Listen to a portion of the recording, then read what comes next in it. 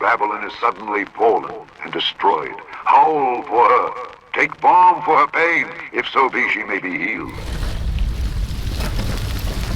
The ruling elites are painfully aware that the foundations of American power are rotting.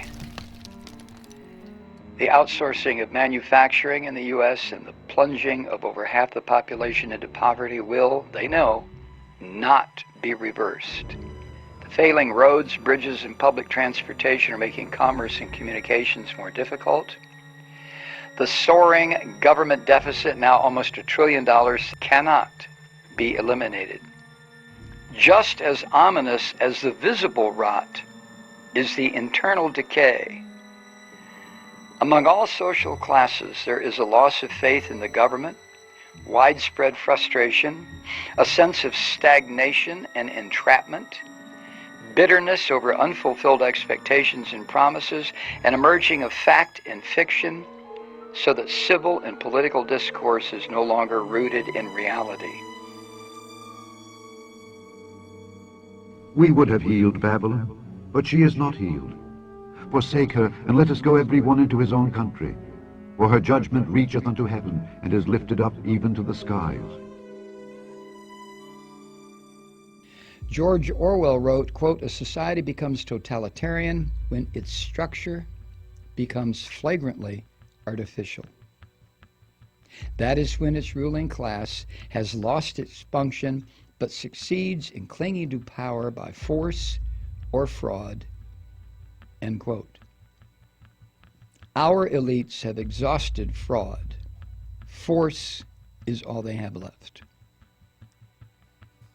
The United States is a wounded beast bellowing and thrashing in its death throes. It can inflict tremendous damage, but it cannot recover. These are the last agonizing days of the American empire.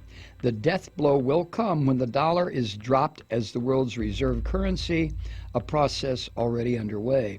The value of the dollar will plummet, setting off a severe depression and demanding instant contraction of the military overseas.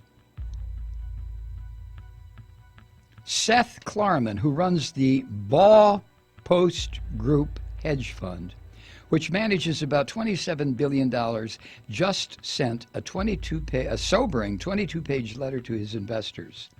He pointed out that the nation's ratio of government debt to gross domestic product from 2008 to 2017 exceeds 100% and is close to that in France, Canada, Britain, and Spain. The debt crisis, he warned, could be the so-called seeds of the next financial crisis.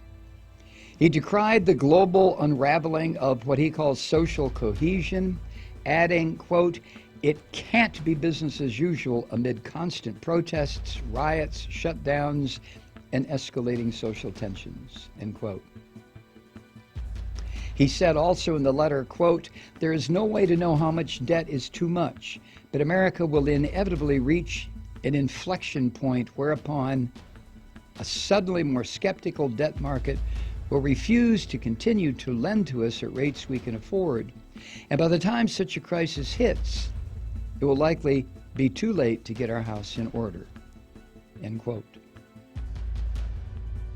Thy pomp is brought down to the grave, and the noise of thy vials. The worm is spread under thee, and the worms cover thee.